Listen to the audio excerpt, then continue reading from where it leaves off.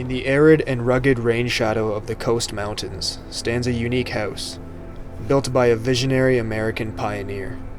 It clings to the cliff edge high above the canyon of Cayush Creek, outside of the small town of Lillooet, British Columbia.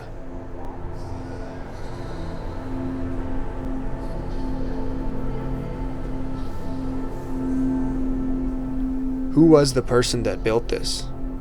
And why did they pick such a dramatic location?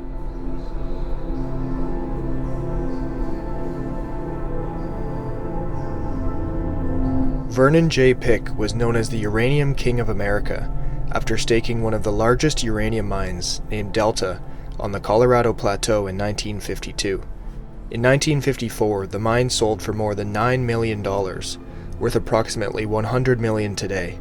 He was a self-educated electrical engineer and had previously turned an old mill into a hydroelectric-powered workshop when he lived in Minnesota. His settled, self-sustained life went up in flames when that workshop burnt to the ground, so that's when Vernon and his wife Ruth headed west towing a camper trailer to start a new life.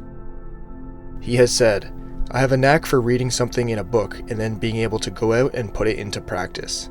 He was new to geology and prospecting, but driven, determined, bold, and tough.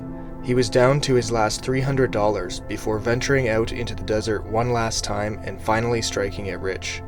With these earnings, Pick purchased a 900-acre estate near Saratoga, California, and established a lab staffed with 20 scientists working on prospecting and radiation detection equipment.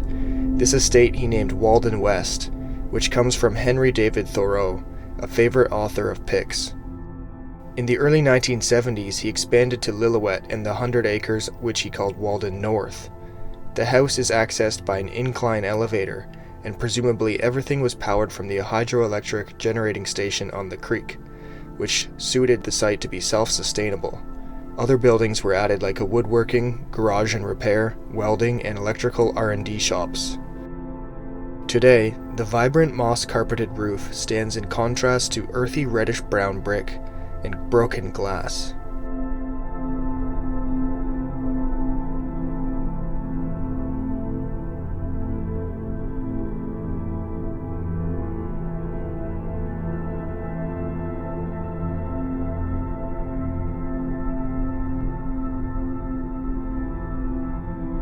You can see how stunning it was back in the day. It kind of reminds me a little bit of that 70s, the post-World War II architecture of flat roofs and straight lines, a little bit like Frank Lloyd Wright.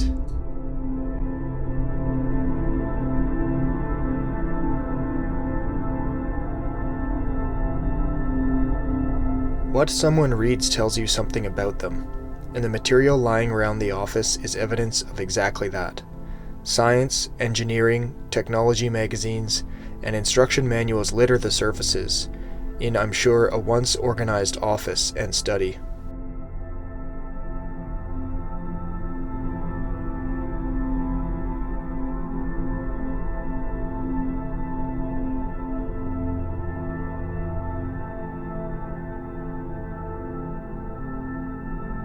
Really big windows and doors to see the views out both directions.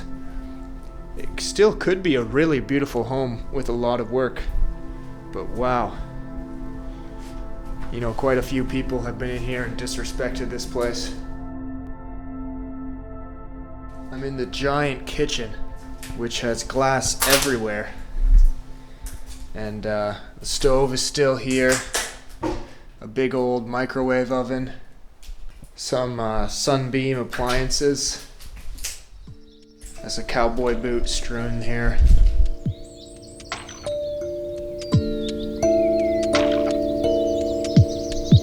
In this dry landscape where the risk of forest fire is high, a perimeter of water sprinklers provides protection.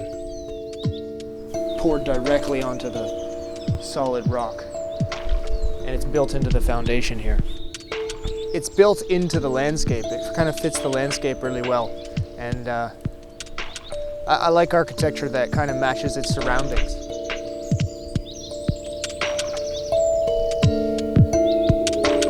That's downstairs.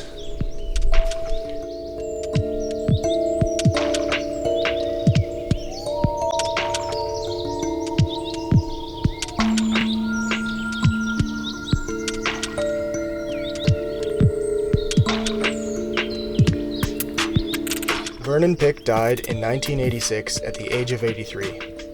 The dam continues to generate power, run by an energy corporation. This property represents a small piece of history in a very interesting and eccentric man's life, and I would have liked to meet him. I likely would have been inspired. But he passed away before I was born. It shows that no matter what you build, no matter your accomplishments, your money, all is left behind when you leave this life.